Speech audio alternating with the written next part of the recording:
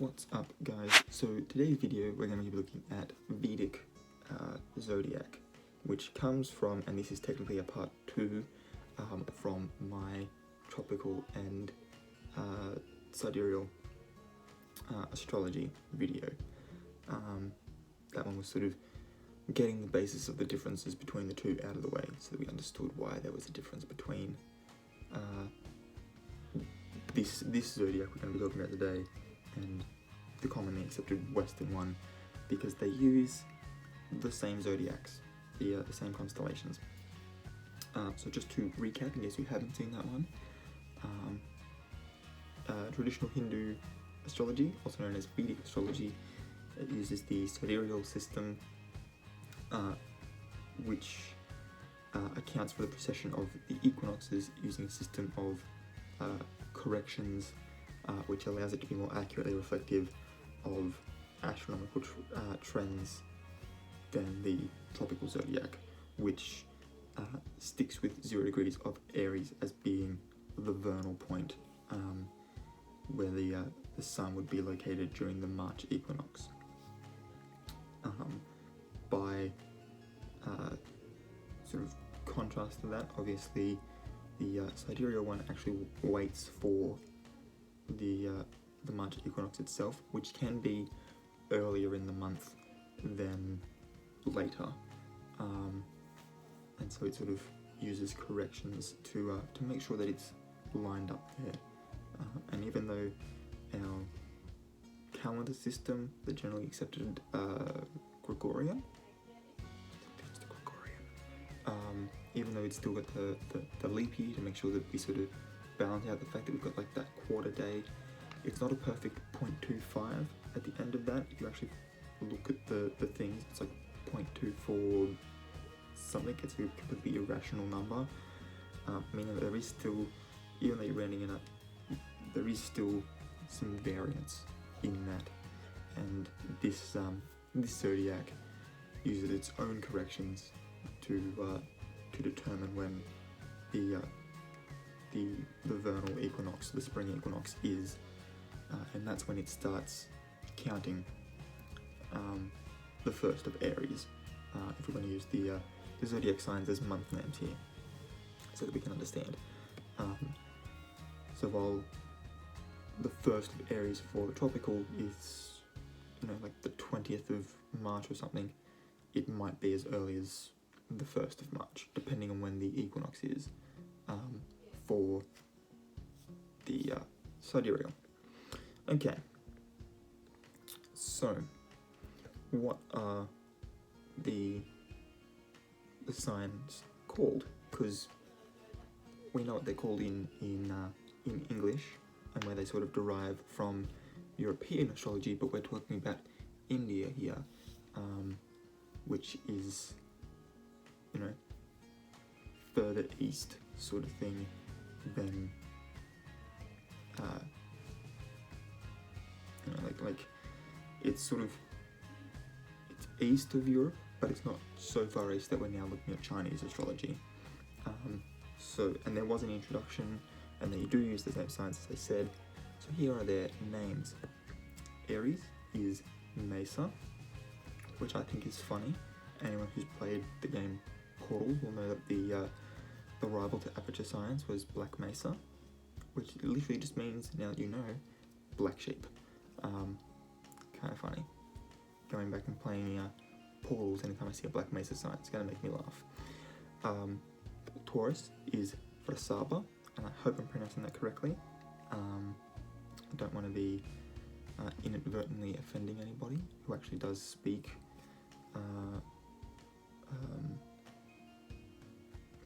Bengali or Tamil or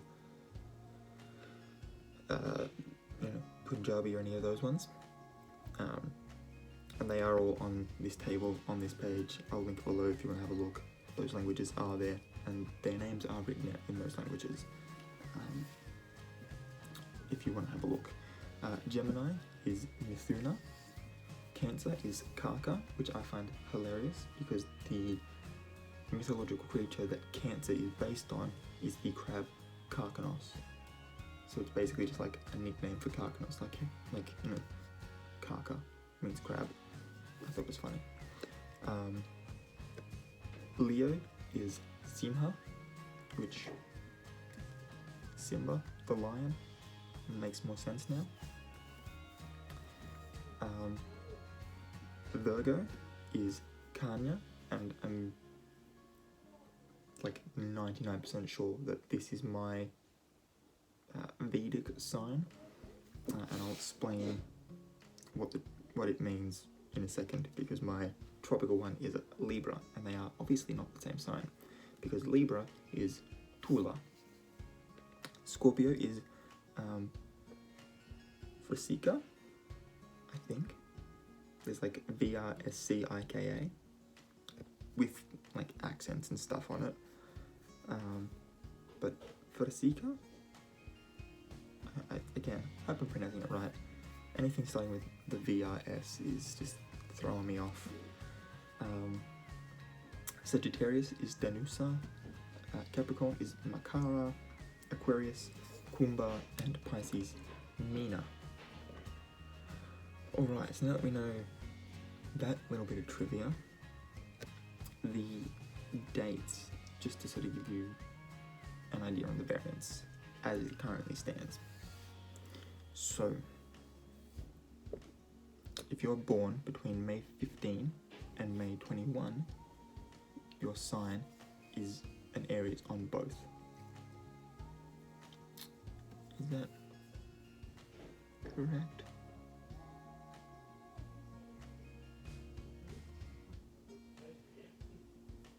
Yes, it is. The tropical date that starts is May 21st, so obviously that's wait, I'm looking at the wrong dates. The angel of when. Alright, let's start that bit again.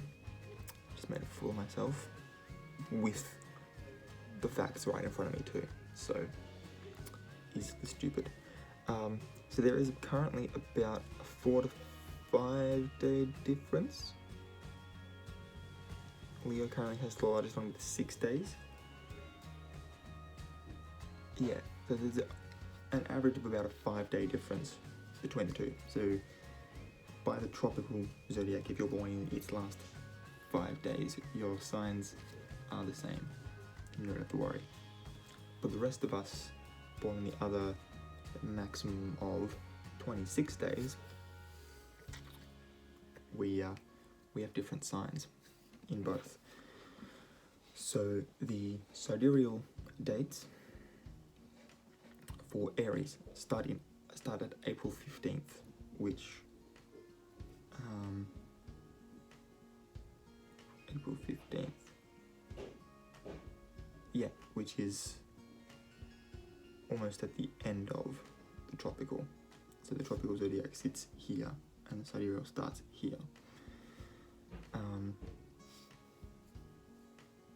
So April 15 to May 15, Taurus then goes to June 15, Gemini to June 16, Cancer to August 16, Leo to September 16, Virgo to October 17, Libra to November 16, Scorpio to December 16, Sagittarius to January 15, Capricorn to February 14. So Capricorn finishes on, by the sidereal dates, finishes on Valentine's Day, Aquarius to March 15th, and Pisces to April 14th, where all the tropical dates sit closer to sort of the 20th, with variations from the 18th to the 23rd instead of the 14th to the 17th. So there's some differences there, and as I said, an average of about a 5 day difference between the start of the sidereal and the end of the tropical. It's this little gap where you are the same, which would sort of make you a true sign by both zodiacs. Like if you're looking at both zodiacs, it would make you a true sign in that regard. That is, unless of course you sit on the cusp of being another sign in one or the other. Cusp dates being the end of the sign. So for instance, tropical date for Aries finishes on April 19th. So if you're born on that date, you're on the cusp of being a Taurus.